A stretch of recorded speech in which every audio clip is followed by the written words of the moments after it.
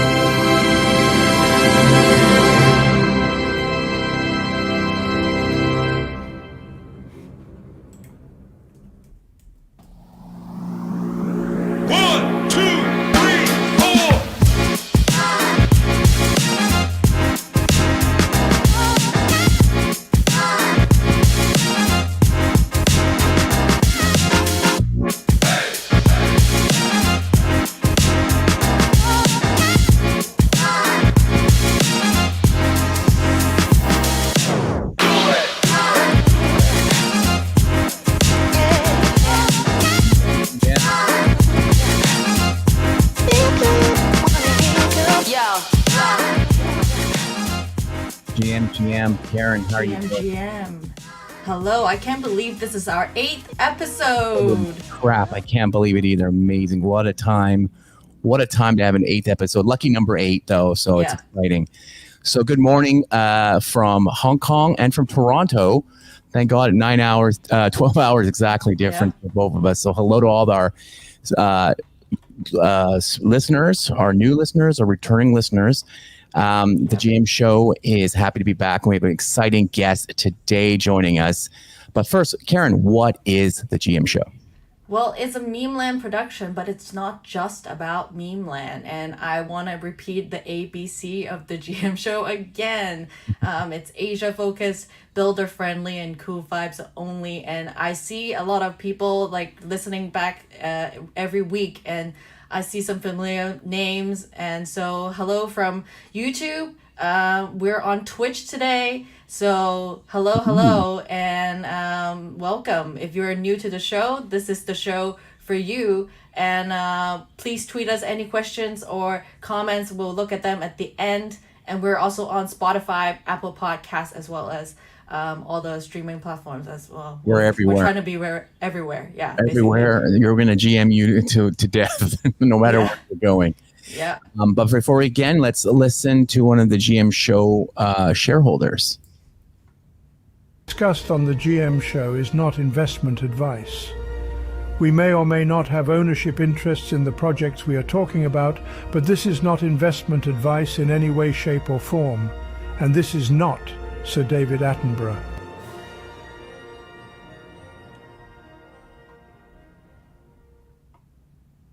Thank you, Sir David. Exactly. Thank you, Sir David. Amazing. How are you, Casey? I'm doing well. I am in Toronto, as I mentioned. I keep traveling around, and I had the pleasure of hosting a Web3 takeover party here at the Collision Conference. And I got to meet Kevin, the Memeland head of product, who's based out here in Toronto. And we had a great time meeting some of the Web3 builders out here in Canada. Amazing. I was very impressed. Like, you hear all the news about the US kind of hankering down. I spent some time in San Francisco where nobody's talking about it at all. I'd love to hear from Bobby and see what LA is going on over there. But Toronto, I met people from Web3TO, which was actually having a meetup tonight, but I'm doing this. And then there's an NFTO as well. There's a whole bunch of things going on here. So it's very inspiring and very great to see that Toronto is like hardcore still into Web3. At the Collision Conference, which I'll be at tomorrow, Yatsu from Animoca will be speaking. People Pleaser will be speaking, and Lee Jin from Varian Fun, as well as like Brian Pellegrino from Layer Zero Labs. So a lot of great Web3 people building the space going to be at the Collision show tomorrow. Speaking of People Pleaser, I was lucky enough to have dinner with her last night, and she'd agreed to be a future guest on the show. And I told her who was behind the show. And I'm sure everybody knows she launched a Bruce Lee project recently. And I think Ray Chan was like the biggest like buyer of those NFTs, right? He is. He's a huge Bruce Lee fan, right? Does he talk about her all the time? Who isn't? I mean, every Asian are huge fans of Bruce Lee. Yeah, definitely. And so she gave me some alpha, but promised me for me not to say anything today until she comes on the show. Hopefully we'll get her next month on the show. But it's probably not a big secret that this year is the 50th anniversary of Enter the Dragon. Enter the Dragon is the first American-made Bruce Lee film, right? He made a lot of movies in Asia first. Yeah. He was a child star, of course, and now he got like internationally famous from Enter the Dragon, but unfortunately passed away before that movie came out. But they are releasing a new 4K upgraded print of Enter the Dragon, and let's take a look at the trailer. If you haven't seen it, it's going to be amazing.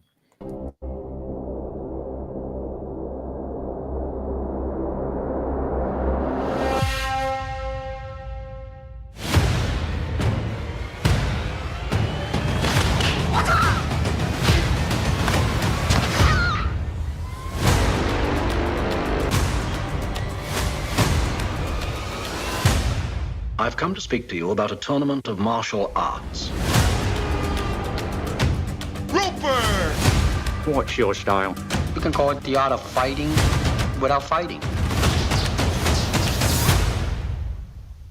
Where do you come from? Welcome. You honor our island. I have a funny feeling we're being fattened up for the kill. Let the tournament begin.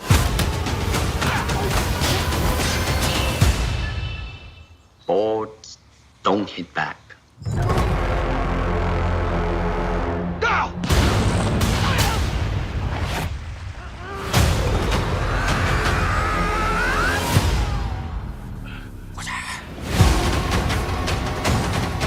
Man, you come right out of a comic book. You have offended my family, and you have offended the Shaolin Temple.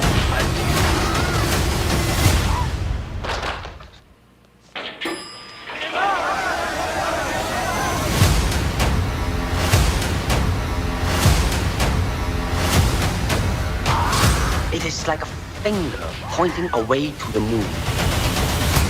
Don't concentrate on the finger, or you will miss all that heavenly glory.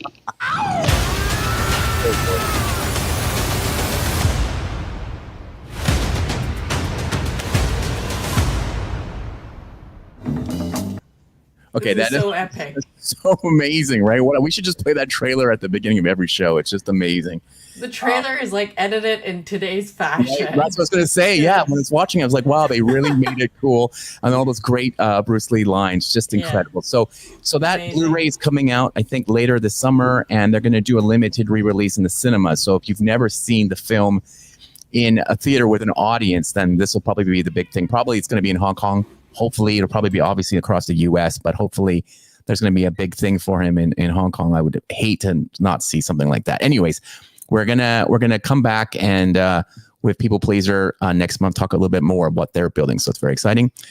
Just another piece of quick Asian news. I'm in Toronto. You're in Hong Kong. We didn't go to Japan Blockchain Week, which is the last 2 weeks, and the IBS crypto event in Kyoto, which looks amazing. I'm looking at a lot of photos on Twitter, and a lot of friends are sending me photos. It looks great. The only thing, it just looks like a great time, and I hope we can go next year. I guess one of the big things that came out of Japan, besides last week, we discussed about a crypto fund that the government's putting together to invest into Web3 startups.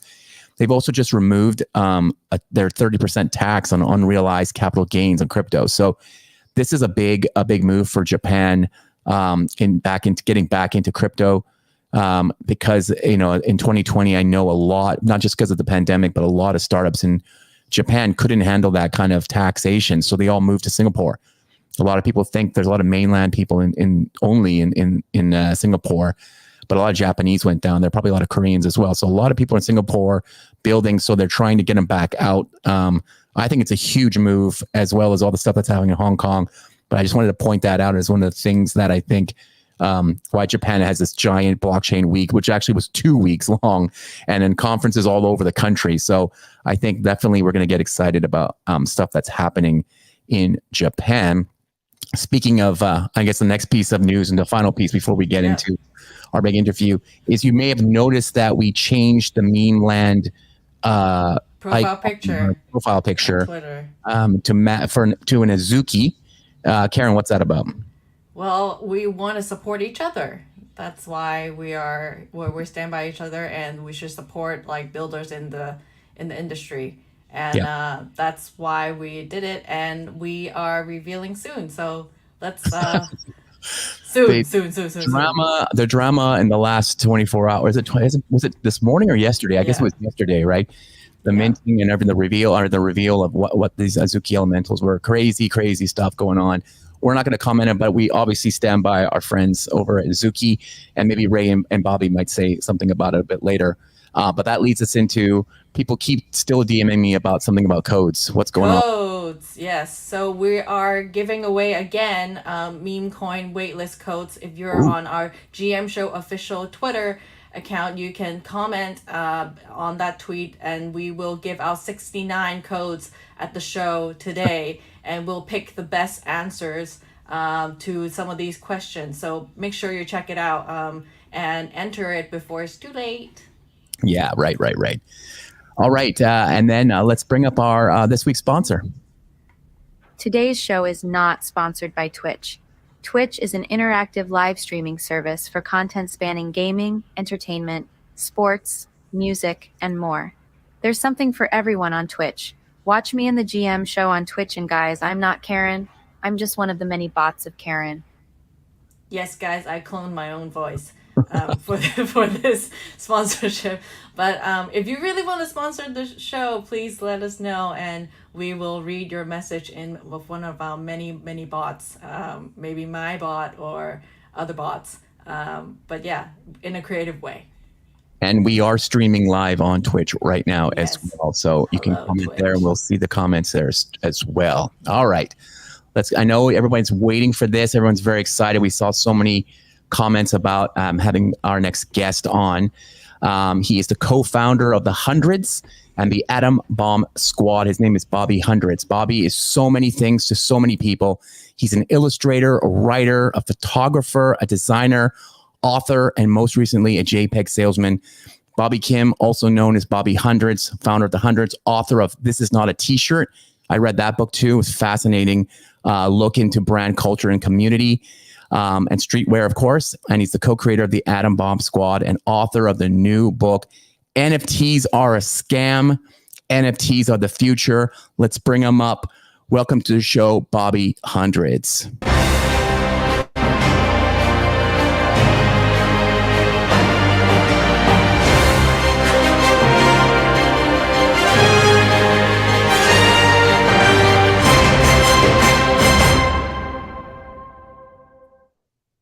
Wow. What do you think about that?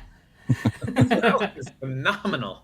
I'm impressed by myself. Oh yeah, that's what we want to make. I love it. I'm seeing bios. People are like, "Oh my god, I'm so amazing! I can't believe I forgot. I'm just a normal person." Exactly. Yeah, just to remind you, you're amazing. Yes. Thank you very much, Bobby. Thanks for having me. Thanks for being here, Bobby. First question: where are you? Right now, I'm currently in my house. Typically, I'm at my office, but I had a bunch of meetings near my house today, so I stayed home. Okay. You're getting a very intimate look into my personal life. Yeah. Ooh. Family's on the other side of that door. Nice art in the back. Nice. Okay. Nice. I guess the first question, what's on your mind right I was now? going to say, you better not lead by asking me about Azuki. You're going to be setting me up for failure and controversy. We'll warm you up a bit and get to that later. But yeah. I've heard you on lots of Twitter Spaces. I'm seeing your tweets, and you just said you had a bunch of meetings today. So what is on your mind right now? Right now in this moment, there's LA is going through a little bit of a tragic loss. There's an old peer of ours named Spanto from a streetwear brand called Born and Raised, who tragically passed over the weekend. And so, so we are, that's definitely weighing on our minds and on the culture, and especially if you're here in LA. So probably that foremost, and then second to that, just work as usual. I just have been super busy. I think everybody is these days. And, I wrote about it on Twitter the other day that I think everybody, every brand and every culture and industry right now is going through an identity crisis. Right. And that's, you can look at that as a negative or a positive, but this is a period of great transition. And this is a moment of flux where everything has been broken down and decomposed essentially. And it's now on us to reform what the future might look like. And so I'm really excited. Some people are mystified by that. Some people are concerned or worried, scared. For me, I'm really excited because it is now on us. It's our responsibility to build the future. Amazing. So I've been following your career for ages. I love the documentation in the 2 books that you have out now. I definitely encourage everybody who's in Web3 to read the first one, even if you're on the streetwear. The T-shirt book is incredible. The story of the hundreds is so amazing. So that's what I always want to know. These seem like bookends of your career, right? Not bookends as negative, but bookends like here's the streetwear version. This is the Web3 version of it. Just maybe talk a little bit about how the streetwear version of it and that career pulled you into Web3. Yeah, totally. And I think more than bookends, I think they're chapters. The first one, the first memoir was about my life growing up. It's called This Is Not a T-shirt. It's about my background as a middle child, an Asian American growing up in a town that was predominantly not Asian American, and what that was like. I was attracted to skateboarding and fringe subcultures and fashion and streetwear. And then I built a brand called the Hundreds with my friend Ben. And we did that because essentially I didn't have a home. And so why not build my own? And so that's what it's like to build a brand. You get to create your own universe. And in the process of doing so, you provide a home for other people who are seemingly lost or searching or seeking, the same things that you are. And so that was a really beautiful part of building the Hundreds over the last 20 years, which is crazy because next month is our 20th anniversary. The NFTs Are a Scam is my most recent memoir. And it is a continuation. Some people think it's an entirely different book. Some people think I'm kind of in a different lane or a different industry now, talking a different language. For me, it is a logical evolution of what it is to build a brand and build a brand around community. And the first book was me talking about community, building a brand around a community. And this one is really about what happens when the community builds the brand.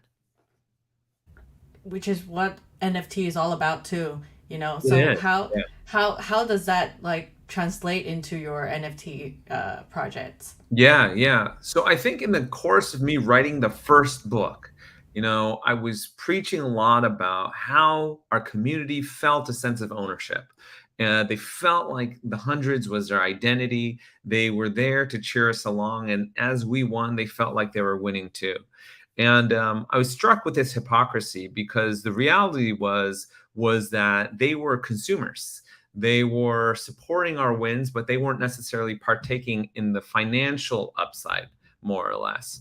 And so when I entered Web3, when I learned about NFTs, I realized that there was finally a means by which the community could also share in the upside. As the brand gained more notoriety, that in theory would then benefit them across many different levels. And so there was a true sense of real ownership instead of me just saying, an emotional ownership or giving you a virtual ownership of, oh, it feels like I'm winning or I'm feeling like I'm a part of this brand. Now you really are a part of this brand. And if everybody participates, the brand can move forward and grow stronger. And if everyone spreads the word, they should benefit from that as well. Yeah, I love the book. I got this weird NFTs are a scam on the front page. I got the hardcover. Just to make sure this is not a bad book. This is NFTs Are the Future. I love reading this in public spaces. It's my favorite thing. Yeah. I bought the physical one instead of just like the Kindle version. Love that. In your book, you mentioned you guys made a hoodie with something like this kind of slogan on it, and people would come up to you in airports and stuff and say, "Yeah, man, you're right. It's like terrible." Like they didn't get the joke apparently. Yeah, and beyond a joke, it's a reason to open up a conversation. Really, is what it is. The conversation is so charged. That word NFTs carries so much stigma and it carries so much pretense that to take the piss out of it and say NFTs are a scam, it disarms everybody immediately. And then they're receptive to having an actual conversation about it.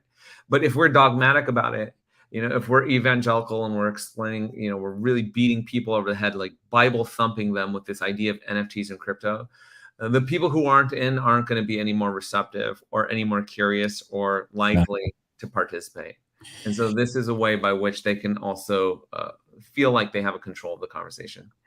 I think reading the book, it gave me a lot of great arguments to fight back with people who say things to me. I think you are great. This must have been your whole career talking to people about different kinds of things like streetwear culture and things. But the way you hear like negativity, and then you're able to ask why, and then give a really nice rebuttal to it. Yeah, it's very refreshing. Yeah, I think a lot of people's concerns or complaints or vehement hate even against crypto and NFTs, some of that is actually valid and very much warranted. And if anything, that is how they feel. And we cannot invalidate that if for whatever reason, their emotional, visceral response to it is positioned a specific way. And so instead of invalidating them, it's acknowledging that, what you're right. Some parts of this are a little bit mushy. Some parts of this are a little bit scammy. Let's agree on that. Let's find a place where both you and I can concur on the same things.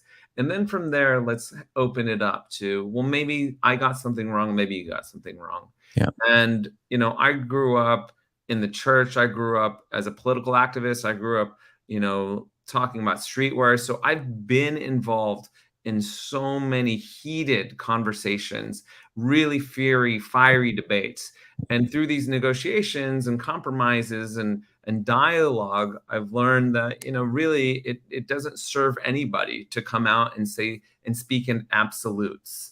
And so that's why I called the book that, because I was really, really shocked when I walked into Web3 and some people were saying, half the people were saying NFTs are a scam, and the other half were saying NFTs are the future. And I was just like, those are absolute truths. You're not allowing any wiggle room for us to have a debate. If we can't debate, then we cannot move forward.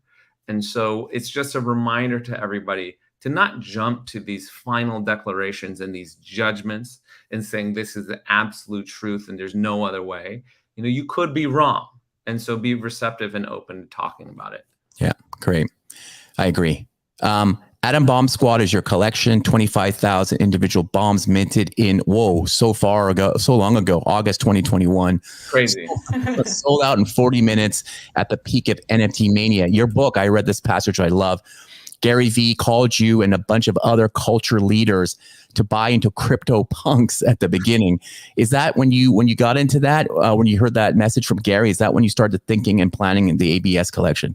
Yeah, that really was, but the person who walked me into Web3 and NFTs was an old friend of mine named Trevor McFedries. He founded Friends with Benefits. He told me about it in November of 2020, I believe, or December. There was a tweet going around about a big Beeple sale, I wasn't that familiar with people's art, but the idea of digital art selling, I just couldn't wrap my brain around it. And just like the book, my initial response to it was I was angry. I said, this is a scam. None of this makes sense. And I felt very much threatened, just because I wasn't aware and I wasn't versed in what this new technology was. So I felt stupid. And so I asked Trevor about it. He explained a bit. He referred me to D Goins from Zora.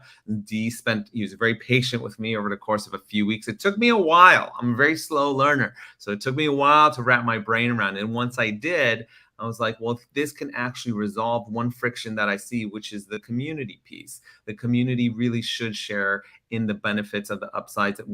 As I'm growing the brand, they should be able to grow the brand with me.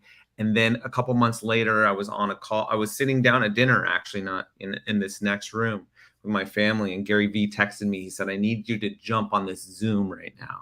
And I was just like, right now? He's like, right now, jump on this Zoom. It was me, it was Logan Paul, it was Casey Neistat, and some other characters that people would know.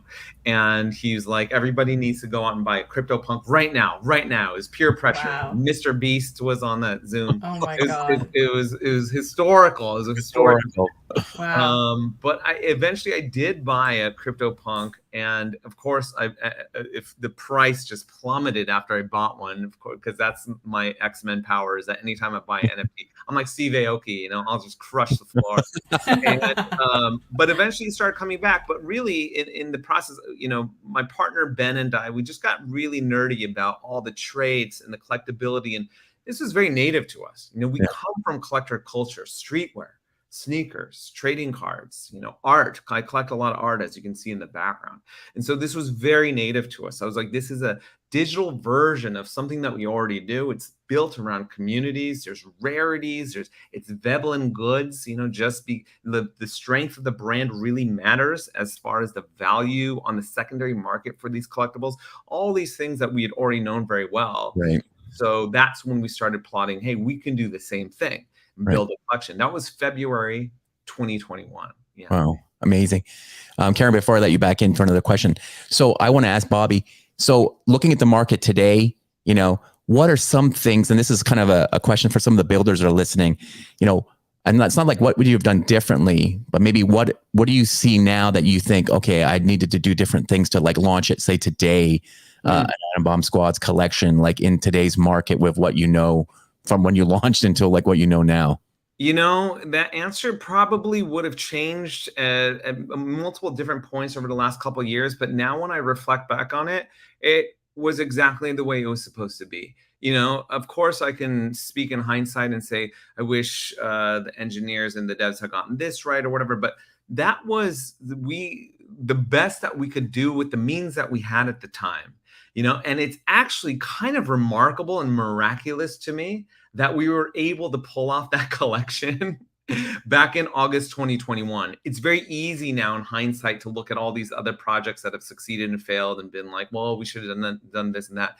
Back then we were shooting in the dark. Most of us had absolutely no clue what we were doing. We weren't even talking to each other at the time.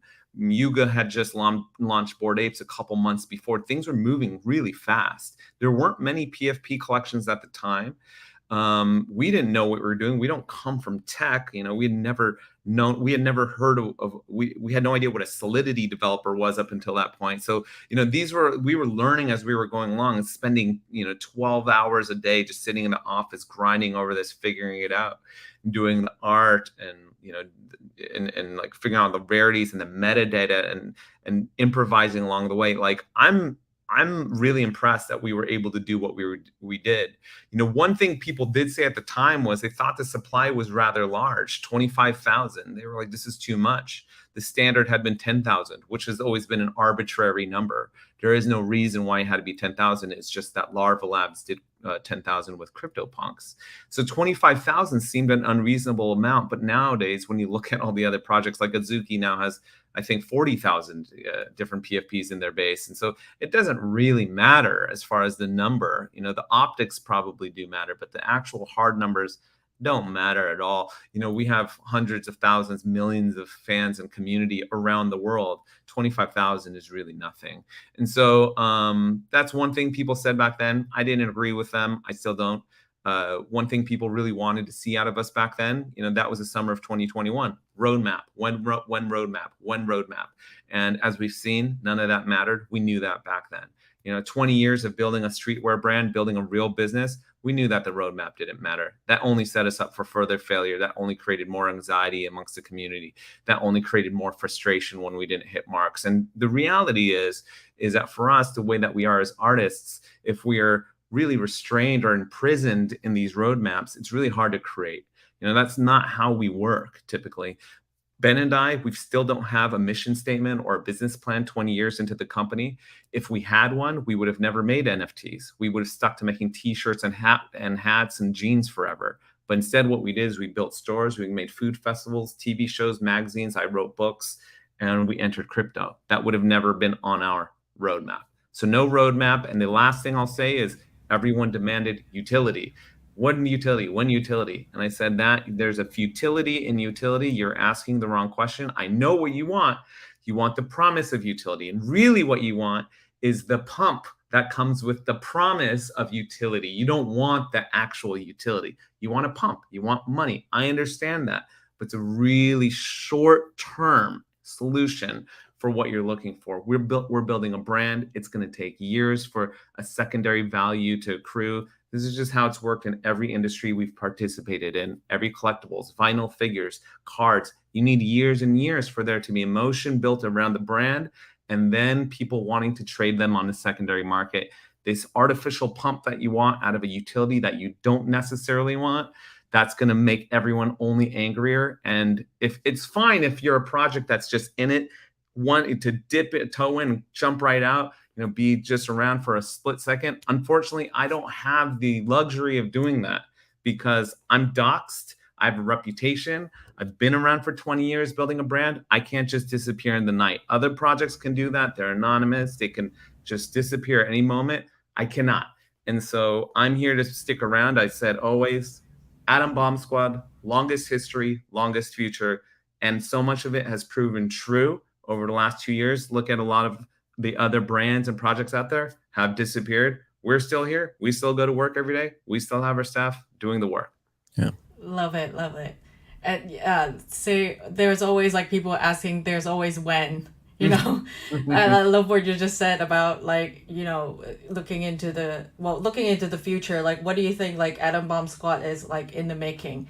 Will there be any brands collaboration? What are you thinking right now in terms of no roadmaps, but what's in the future? No, our intention has always been the same from the beginning. We're brand guys. We build brands. I get flown around the world to speak on this subject. I write about it. I did a 4-hour Tim Ferriss podcast talking about brand building. That's what I do. And so our intent was always with Atom Bomb Squad was building the brand of Atom Bomb and creating his universe, which we call Atom Bomb World. We just want more and more notoriety around the IP. We want more and more sentimentality and emotion established around that character. When people see him out in the world, I want them to have a response. I want them to know a story that's associated with it. In the streetwear and fashion world that already exists, there's been 2 to 3 generations that have had different cultural and emotional touch points with Atom Bomb and his sidekicks, Madam Bomb and Batum Bomb. They already know him.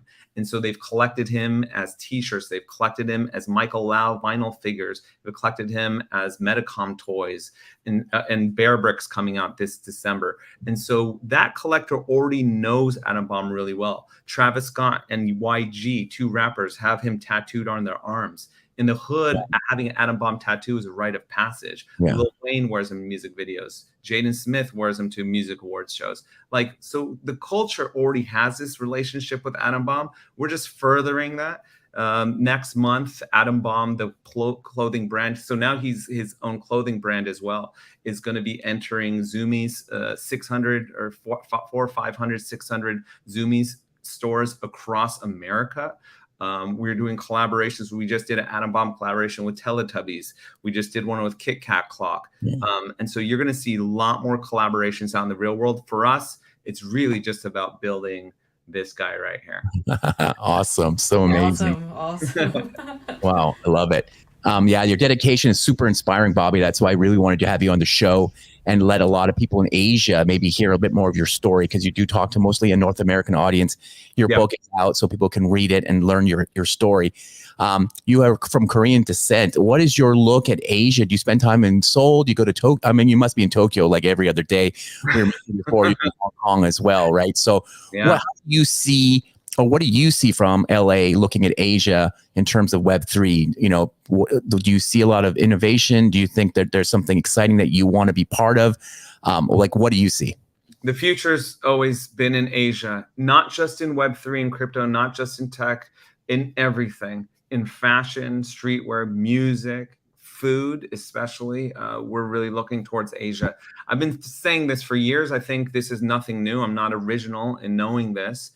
Especially even within NFTs over the last couple of years, I said we need to really start focusing more on Singapore, India, Korea, Japan, Hong Kong, Taiwan, like all of these different areas and regions of the world. Those communities for Atom Bomb Squad have been very strong. A big shout out to Singapore Atom Bomb Squad, led by Ethan, CK, and a bunch of our community out there, have really become the core and the nucleus of what it is that we're building. And so we are just furthering more and more of our business overseas in that part of the world. Korea especially, which has kind of become a cultural gateway to China and Japan. A lot of people have all eyes on Korea. So I'm working a lot with different Korean brands. And I'm not just talking fashion. I'm really talking about food. I've been consulting with a food company out there. We are going to be coming out for Korea Blockchain Week. We're trying to throw the biggest event of the week there. And I'll be, we're in the very beginning stages of putting this together, but everyone will know about it soon.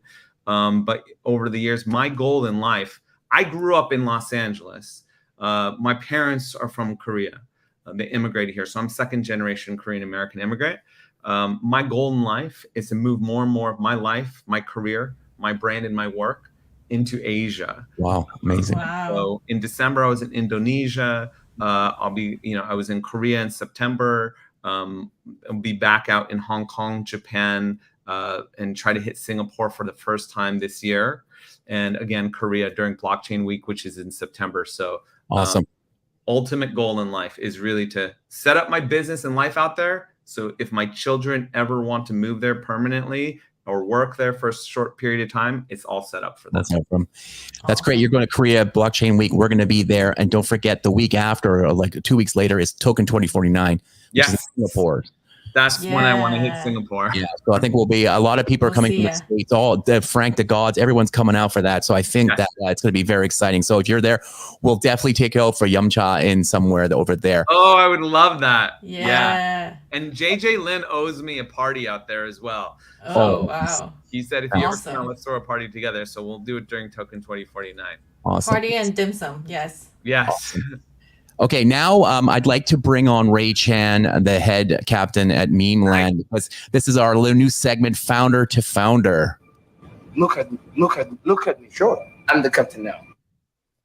The captain is here, Ray. Hey, Ray. What's up, Ray? Hey, yeah, thanks for joining the show. Yeah. What's that? Thanks for joining the show. Yeah. Oh yes, thank you for having me. Thank you so much. And thank you for supporting Atom Bomb Squad over the years. We're really, really indebted to you. Thank you. Ray, why don't you tell everybody that's listening, like the connection you have with Bobby and the NFT world? I think it's always a good story. I don't know. I think I'm definitely not a fashion guy, right? But you're fashionable. No.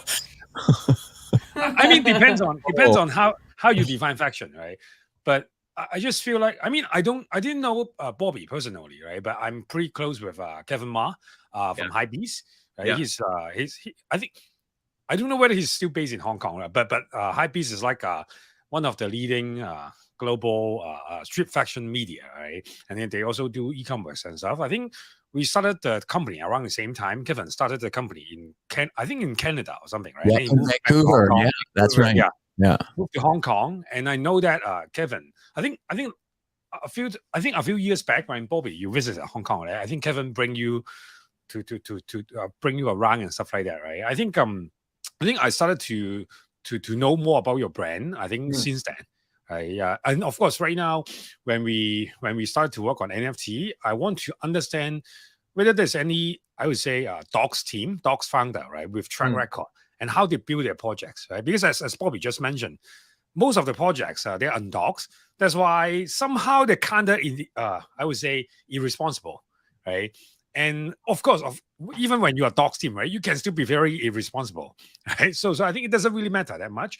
But I would say that I believe that there are not that many brands, there are not that many teams who understand culture, right? As much as like Atom Bomb Squad, as well as the can become the bridge with the other brands into Web3, into NFT, right? I think that part is something that fascinates me. Yeah, that's why, I got your book, and then that's why I told Casey, right? Hey, can you get Bobby, right, to join our show, to share his view, to share how he builds culture, not just builds NFT, right? I remember in your first book, you did an interview with High Beast.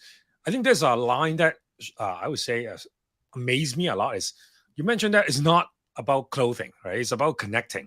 Right? I think that part is really, really true. And I think that's everything, right? About culture. It's everything about something new, right? And it's always about connecting. Yeah. It is. It is. Especially the last few years as people have been looking at NFTs, and obviously the market is not exactly the same. Many of us lost some money participating in it, and everyone grumbles about it like, oh, I lost money. I'm like, but you were paying to meet people, to participate in these spaces, to hang out in these communities, go to these parties.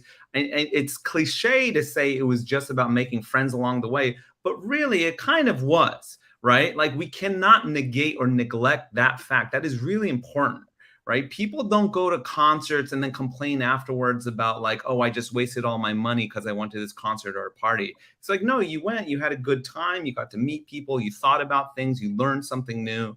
Web3 really did that for all of us. I got to meet people from around the world. I thought about things in new ways, thinking about technology.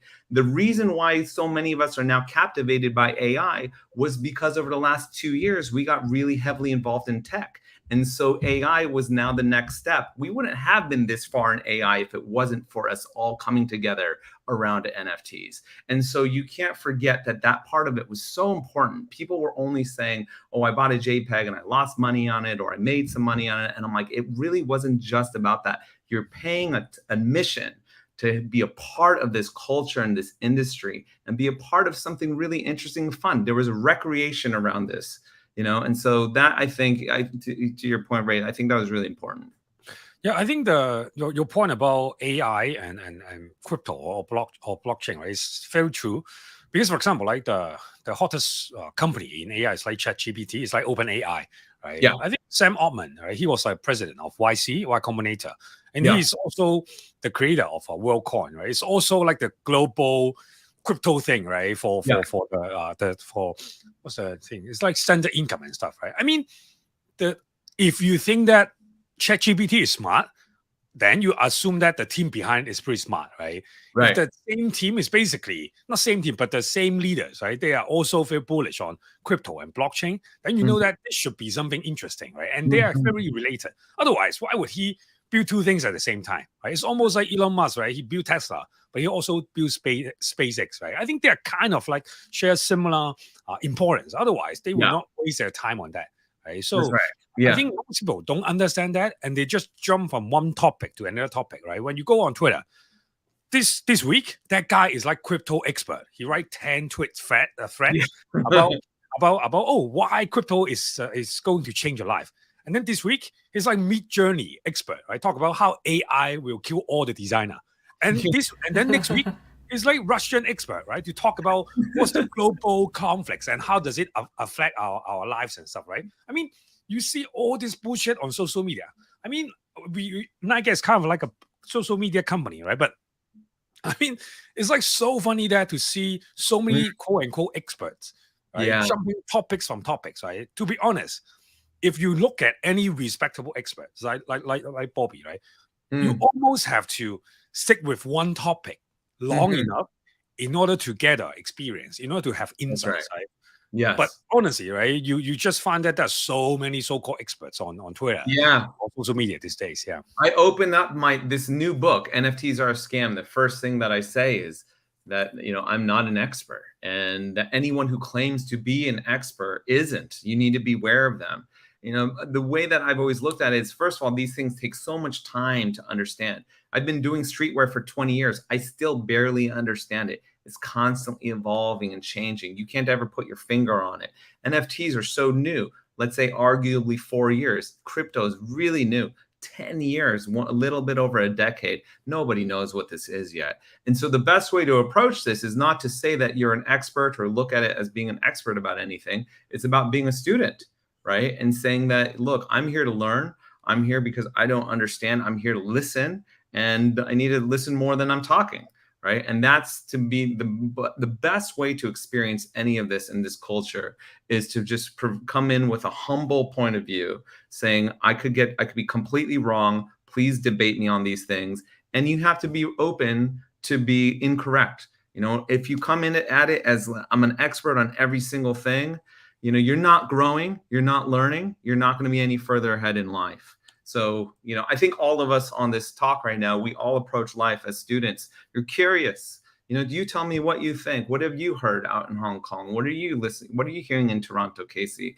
I want to know. So that's probably the best way. Yeah, I blame Tim Ferriss for that. I think in his book, 4 Hours Work Week, he mentioned that expert is overrated, right? Basically, he said that as long as you know more than your peer, right, then you can become the expert of it. And that's how you can make money, by being an expert, right? And he shares some tips and tricks on how to become the expert in topics. Basically, you go to Amazon, right, to check out the category that you want to become the expert. And then you buy the top 10 books, and then you read all of them, and then you become the expert yourself. I mean, that's quite true. But I think a lot of people on social media, they kind of maximize this trick, and everyone is expert. And that's why no one, and they truly believe that they are the expert. And that's the issue, right? If you present yourself as an expert, but somehow you deep down, you know that you are a student. That's why you keep learning. I think that's okay. But right now, everyone actually, they do not just fake it till you make it, right? They fake it and believe it. I think that's the part that's yeah. Let's just call them thread writer now. What's that? Right? It's a thread door. Thread writer. Right, yeah, threaders. Threader. Yeah. But I mean, it's good that people have confidence, right? But the thing is, when you are overconfident, then it sucks. Right? Yeah. There's a saying, right? The more you know, the more you don't know. I think if we really want to grow, we actually have to say that I don't know enough, right? I think this is something that, I want to learn more, right? So if you see any NFT consultant, right, NFT advisor who hasn't really launched any project, right? Stay away from them. Stay away. 100% probably doesn't work. Yeah, not 100%. Yeah, 100% doesn't work. And that's also why so many brands, when they go into Web3, they fail. Because they believe in those so-called advisor that hasn't launched shit. It's almost like, okay, you just get a random person on street and ask him for fashion advice, and then you get his help to launch a fashion brand. Of course, it's fail. Yeah, but anyway, I should stop whining, right? But somehow I think that's how I view why social media or something like that kind of make everything harder for a lot of people who actually wants to build. Yeah. Ray and I are on the same wavelength here. You and I need to grab a coffee one day. Yeah. I mean, I feel more angry. You are more zen, calm, and stuff. Yeah. No, so I'm Korean, so I repress my anger deep inside, and then one day it comes out. Rage. Korean way. Yeah. Yep. Easy. Yeah, no, I wanted to see if you have any questions directly, we wanted to put this segment founder to founder, do you have stuff to ask, or compare notes with Bobby? Because I think this is a great time for the audience to listen to you two guys talk for a little bit. I have a question, right? Because more brands, especially fashion brands. I feel like it's kind of hard for traditional companies, right, to actually embrace the ethos of Web3, because for Web3 it's more about decentralization. It's more about sharing the ownership and then sharing the value and stuff, right? For most of the existing companies and brands, how can they do so? Because they're very used to, okay, I'm just creating stuff and then I sell to you and then you pay and then you shut the fuck up, right? Yeah. How can you educate the brand or at least guide them into telling them, okay, let's co-build the community together, or let's co-build something new together? How do you do that? Well, we do it by practice, right? We just do it by showing them that it works for us in different capacities. And we've been doing this for 20 years. The community has always led. Even when I drew him for the first time about 17 years ago, I asked the community to name him. I said, he's as much a part of you as he is a part of mine. And so we need to all share him together. And so people voted, they suggested names, and we picked a winner. And there is a balance. At the end of the day, and I talk about this a lot in my first book, the customers and the consumers really do want the brand to lead. People do need leadership. They do need structure. They don't want anarchy. True decentralization, to me, needs to be organized in order for it to be effective and efficient. And the organization needs to come from some type of leadership. People do need someone to be navigating and to be a North Star. And so, it is a balance. It can't be completely just anarchic. It can't just be every man for themselves, but it also can't just be like a tyranny or authoritarianism. There needs to be some kind of balance. And so we've just done our best over the years to be receptive, to listen, to let the community guide us. We need to reflect and bounce ideas off of them. Some of the bigger decisions we need to make internally, because there are some things that the community doesn't know. And it really isn't their business. They don't need to know what our tax returns look like from 2018 and what it's like to work with. That's not even worth anybody's time. Let us deal with that. It's almost like in a house with a family, the new style of parenting now is so different from the way that I grew up, with my Korean dad telling me everything to do and I just followed the orders. That didn't make me a very complete person. That just made me a shadow of himself. But now in this house, I am still in charge with my wife and the kids. Well, my wife is in charge of me, and then the kids look up to us. But we have open discussions and debates, and they do feel like they have some control over some choices that they need to do. But there are other choices that we need to make. And so I just, when I complain or explain this to other companies, I just let them see the value in letting the community have some type of ownership or some type of choice in the decisions that the brands are making. Because at the end of the day, that's how the world is set up now, just because of the nature of social media and the internet, especially young people. They don't want to be subject. They don't want to be lesser than or just to be a sheep in a system. They want to feel like they have some kind of control or authority or power over or agency over their own lives and their futures. And I think that's really fair. Got it. Yeah, you're definitely a wise man, right? When you can correct that your wife is in charge of you. Yeah. Everyone Happy who wife, every happy male who life. listens, right, should take note. If there's only one takeaway, this is the takeaway. Yeah. But anyway, yeah, jokes aside, right? I think when you talk about brands, right, especially fashion, right, the biggest, you can see that there are quite a lot of brands, especially fashion brands. They're still doing a lot of things, right, in Web3 right now, even even in the bear market, right? What do you think about, for example, like Clone X by Artifact, right, that got acquired by Nike, right? And then right now Nike is launching a new Web3 platform called Dogs Push, right? This is one thing. And then also Adidas, right? They also launched or we rebrand the Web3 arm and then into something called ALT, A-L-T, right? How do you see these big brands moving into Web3? Yeah, good question. But also the so-called NFT collections, right? Kind of the floor price is down, the sentiment is down. But at the same time, they are using the Web3 power to actually innovate a lot on the so-called phygital stuff, right? Where you, on one hand, you have the offline stuff, but on the other hand, you also have the online stuff, right? How do you see the trend? Do you think that more brands will adopt what Nike or Adidas did, or they would just create something new, very Web3 native, right, and then push the new brand? Yeah. I think what Nike is doing with Dot Swoosh, I can't really speak for Clone X. I love Artifact. I think they have a really strong community. Adidas Alts they're making some progress as well. But what Nike is doing with Dot Swoosh is really one of my best illustrated examples of how big brands can enter Web3. Because not once have they mentioned the word NFTs. Not once have they mentioned, there's no Ponzi gambling aspect of it. There's no speculative nature. Really what they're doing is they're saying, hey, the most important thing to us, community. We want there to be great art. We want the community to contribute the art. We want them to feel like that they're a part of this brand.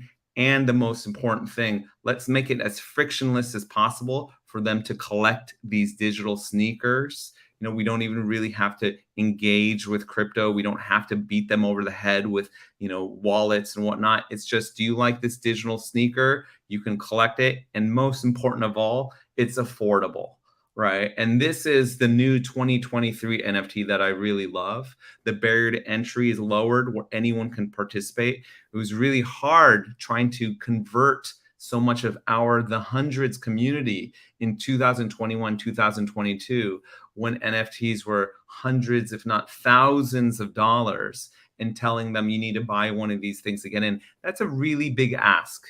And I understand that now, but today in 2023, to ask someone to buy an NFT for $10, for $40, I think that's really fair.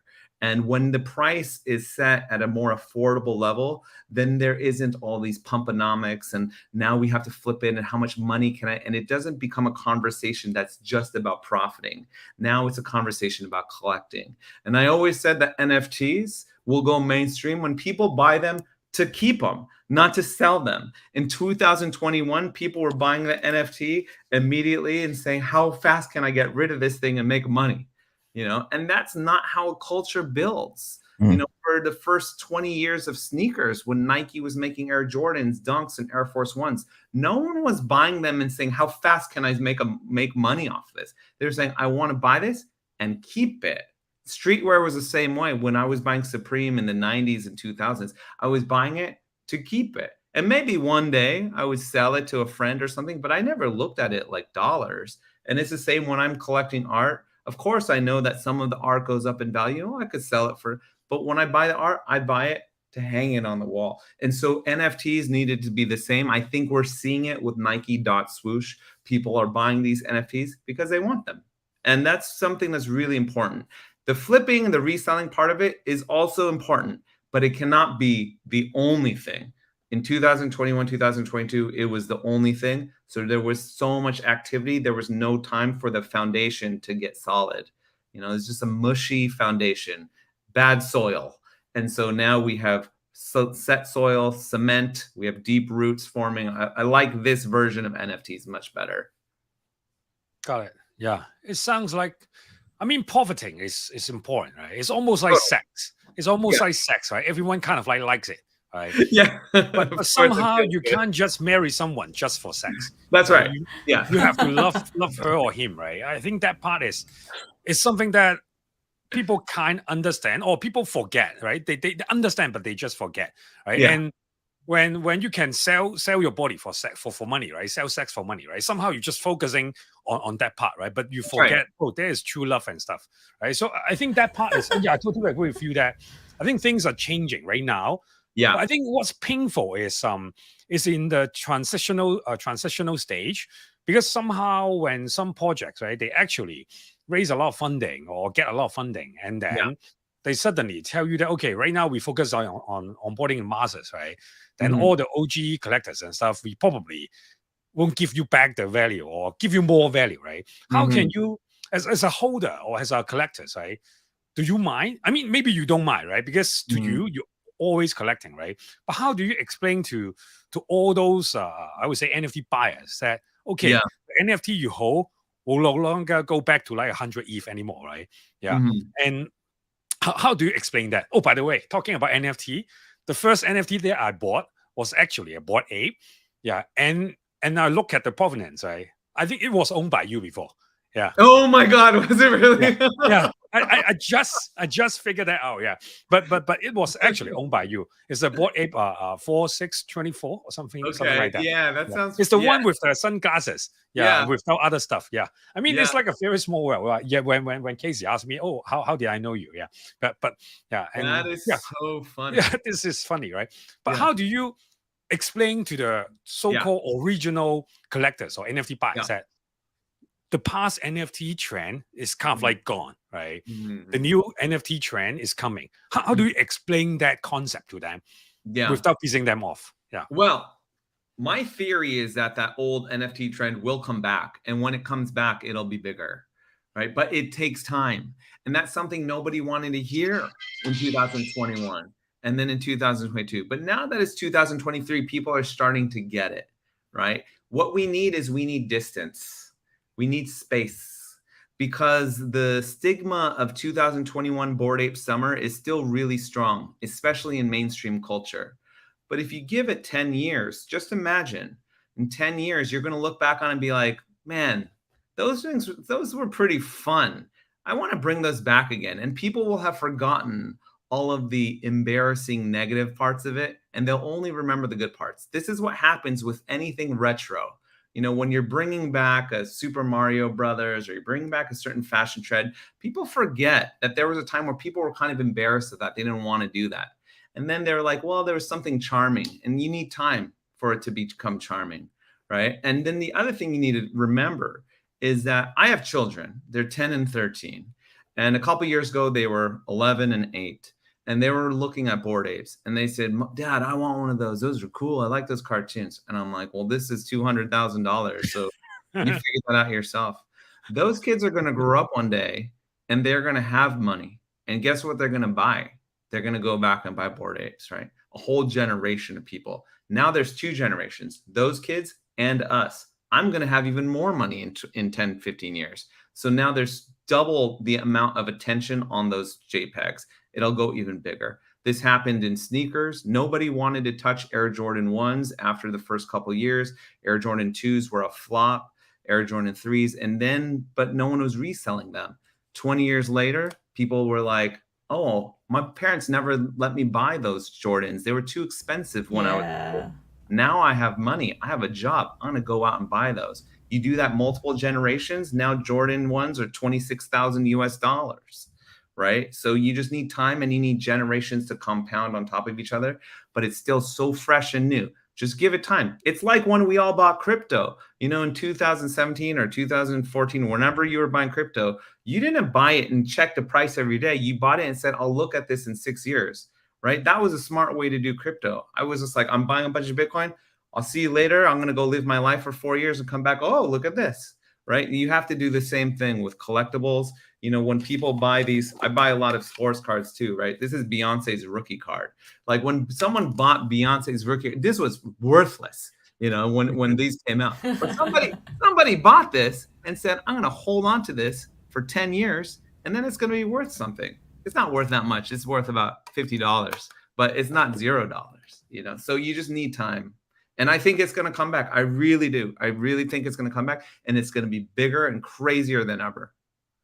We need time to marinate the culture. Yeah, we do. Yeah. Patience, everybody.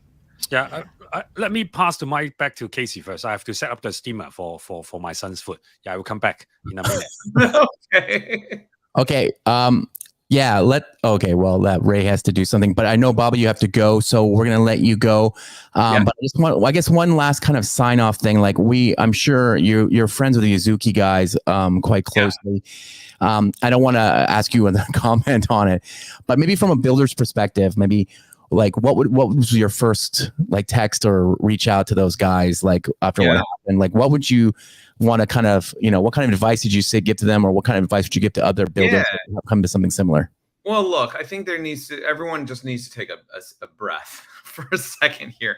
Everyone was so quick. It's the same thing. NFTs are a scam. NFTs are the future. You know, over the weekend, they threw this amazing party in Vegas, and everyone was like, I was watching people who have traditionally really hated Azukis, all of a sudden saying, oh, Azukis are the best. Oh, I need to buy one. Oh, they are going to be the future. People were doing that 48 hours ago. Now today they're like, oh, Azukis are a scam. They're the worst project. Let's annihilate Zagabond. We need to crucify him. And I'm like, everyone just calm down. Just take a time. Like, if you don't believe in Zagabond, you don't believe in Azuki, then don't participate.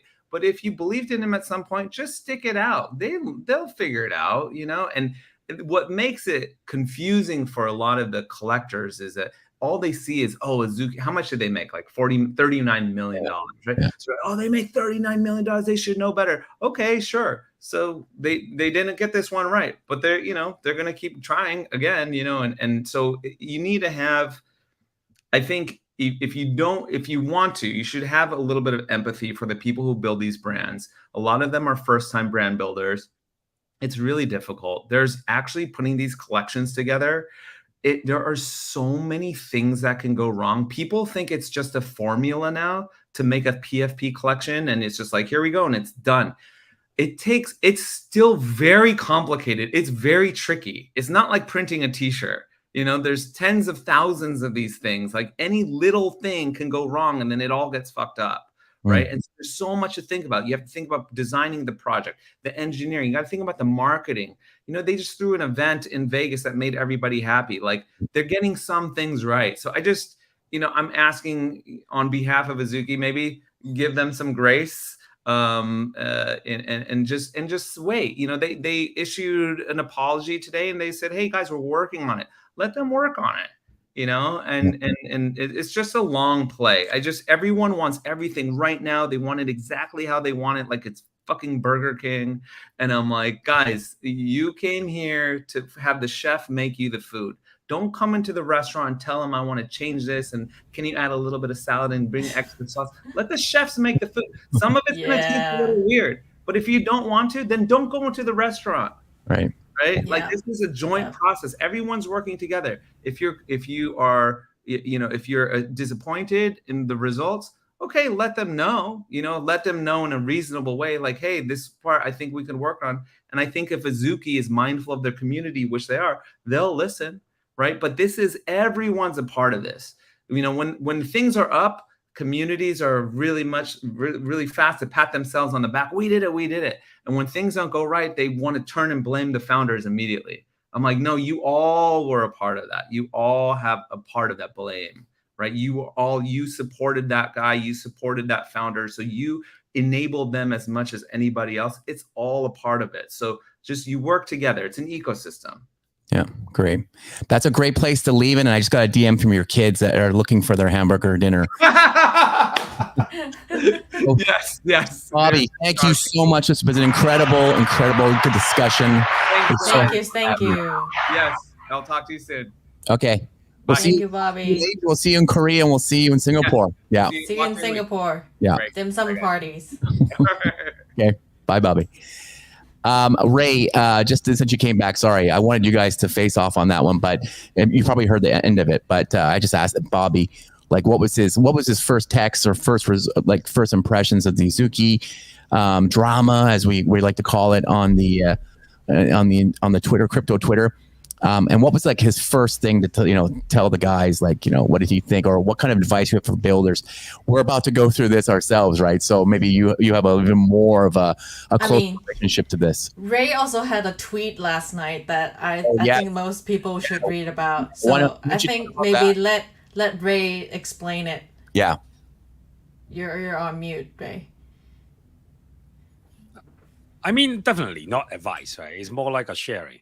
Honestly, Azuki is like a more OG team than Mimland is, right? They started building, I think, 1 year earlier than we did, right? So I think they probably know more about crypto, about NFT, about community building, at least Web3 community building than we do, right? But I just feel like when the market is bad, when people are over-investing, right, then they get really anxious, they get really nervous. And that's why when things are not going their way, they just become pissed off a lot. Right? It's almost like when you are unhappy at work and you just go home and try to punch your wife or beat your wife or something like that, right? For a release. I see a lot of people on Web3 is kind of like that. right? By the way, there are no domestic violence, right? I'm just using that as a bad example, right? But I feel like I think I wrote the tweet. I got quite a lot of feedback from different builders and stuff, right? One thing that I like from Frankie Gotts, I think he mentioned that when people are over investing, right? That's how they become like impatient, right? Because if you are just investing like 5%, 10% of your net worth, yeah, as Bobby just mentioned, right? I wouldn't care too much, right? I would just leave it to see how it goes, right? And to be honest, most of the people who actually love NFT, right? They don't over invest, right? They know that this is like risky, right?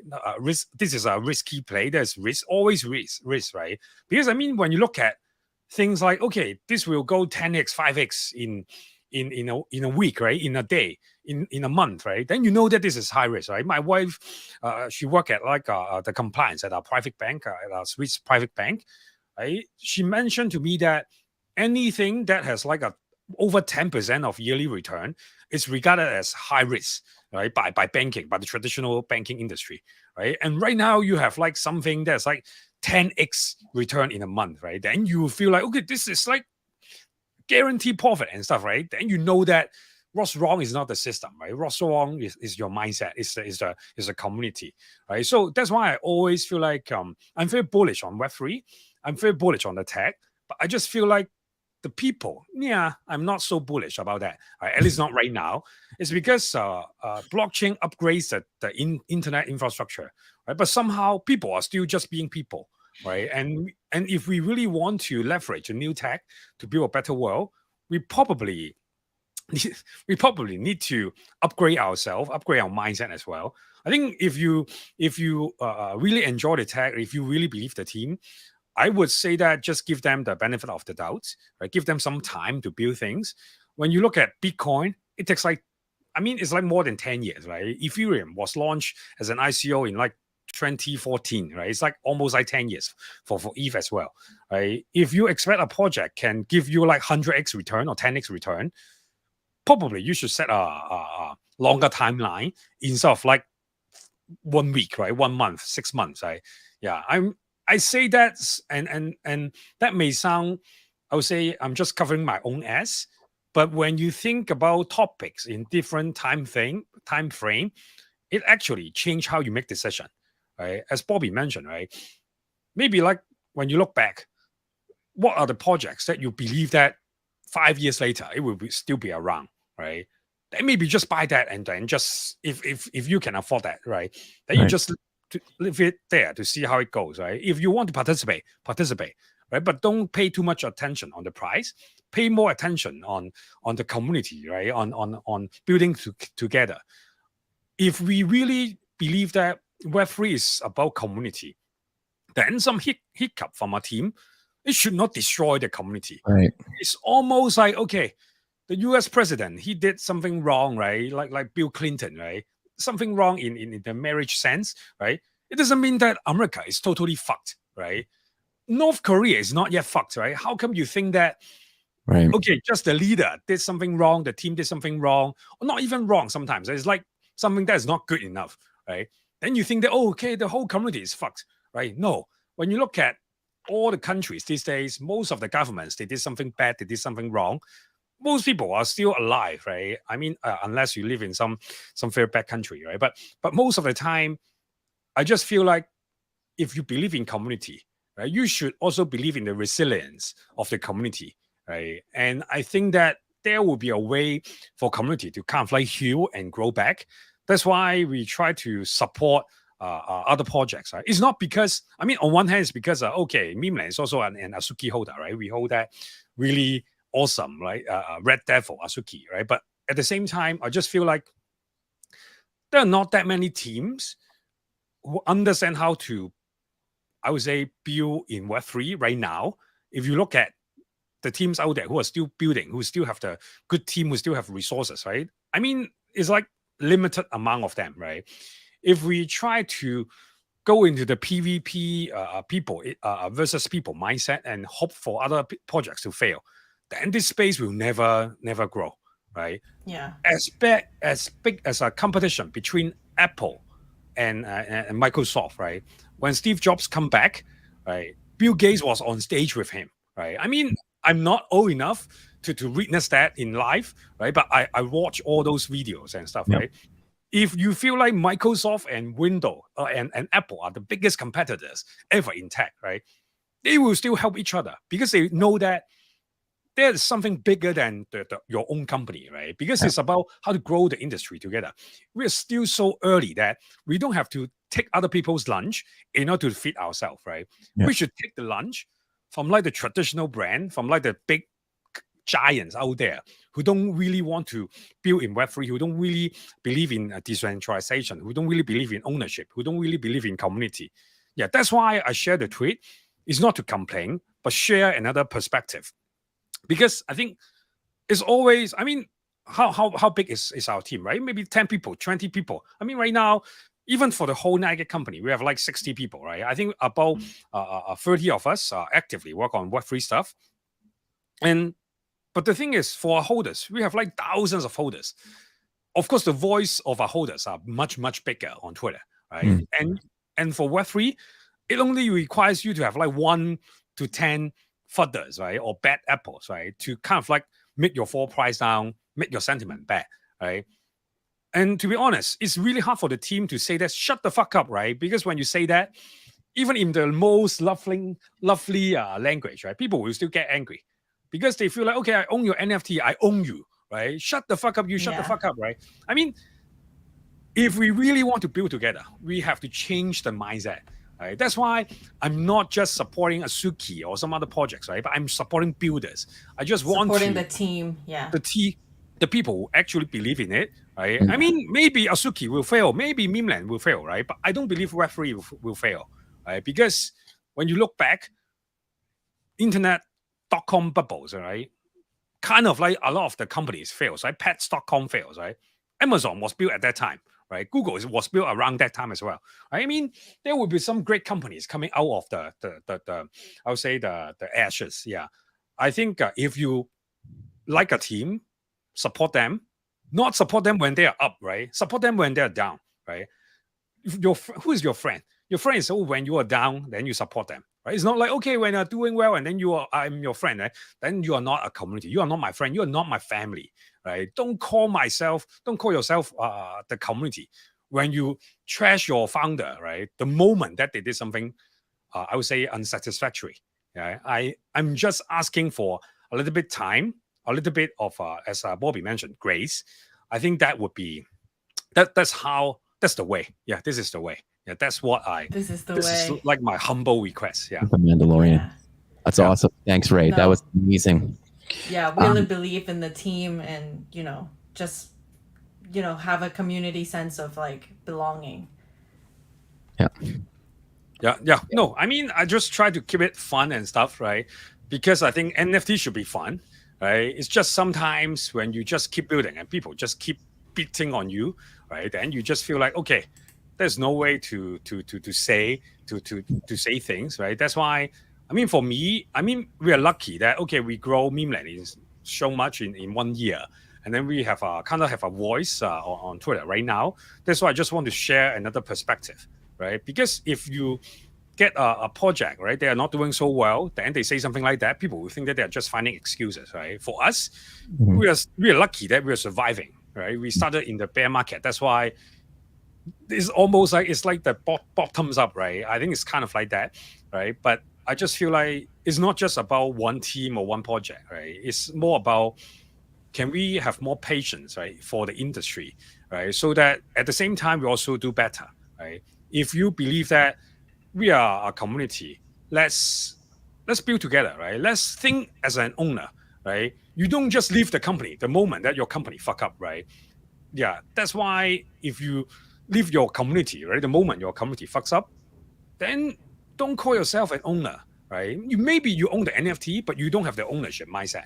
Yeah, something like that. Yeah, but let's keep it light and then let's keep it fun, right? Because GM show is not just about, it's cool vibes only, right? We should not just complain and cool vibes and kind of like negative and stuff. Yeah. Well, it's great to hear that from you. I think somebody just dropped that people miss hear you say these kind of things because they don't listen to GM show. So it's good because a tweet is only a tweet. And this is great to hear the emotion coming from you. So it's awesome. All right, Ray, we're going to let you go and get back to when reveal, I guess. And we have a giveaway that we want to get to. Karen? Yeah, we're giving away meme coins, waitlist codes, 69 of them at the show today. And I've picked some best answers just to shout out. So M. Lowe said, we asked them, what are you most excited about NFTs future? As we were just talking about to Bobby about, NFTs future. Some of them, these are some of the big best answers that we collected. M. Lowe said, I'm most excited for NFTs to bring communities together through Web3 technology. And we also asked them, who should we invite as guests for our next show? And some awesome guests MLO suggested included Meddev and I'm Olive Ellen and Web.eth. So thank you, MLO. Mark said, I'm excited to see how the OG NFT project staying in for long and do a consistent job and what they're going to bring. And he suggested Jeju W bring this man in, pretty underrated to see him doing exactly something in Web2 with the Furu project. Wall Street is his bitch said, always excited about Web3 gaming and how they tied in with NFTs. And Bitcoin Berry said, most excited about how NFT links into the real world through loyalty program, reward cards, and physical items. Interesting. And collectibles, music, and property ownership even. The diversity for NFTs in real world use case is really the most exciting part. I agree. And he also want to suggest Frank from DGods, and hopefully we'll have him on the show.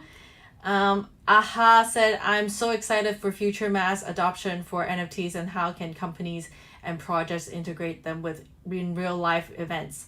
And we would like to have Nifty Prado to talk about their new soul project, Bodogo NFT. Yeah. So hopefully we'll get them on the show as well. And some people also suggested Elon Musk. We don't know if we can get him on the show, but maybe one day we're big enough to have him on the show.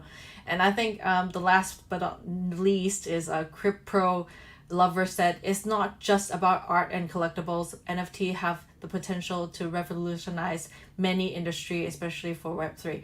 I think like this is all very much in line with what we just talked about today. And I think we do see a future, and we're looking at the long term, not just like the short term profit here. Okay. These ones are not the winners, or are they the winners? They are the winners. Okay, great. So we'll be in contact soon. Okay, but great. There are more a total of 69. So wait and see if you're the winner. Okay, great. And we've given away the first 69. This is the second batch of 69. Second batch. So the first 69, they should have already received their code. This is the second batch of 69. So if you're not on it, get on it now so we can select your answers. Awesome. And you know what? I still like hearing people ask me for codes. So we're going to play out the song that Karen, you wrote a couple of weeks ago, still tearing up the Spotify hit song list. You can download this on Spotify right now. Give me the goddamn codes.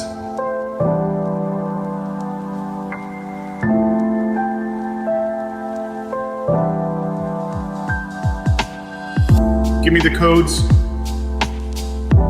Give me codes.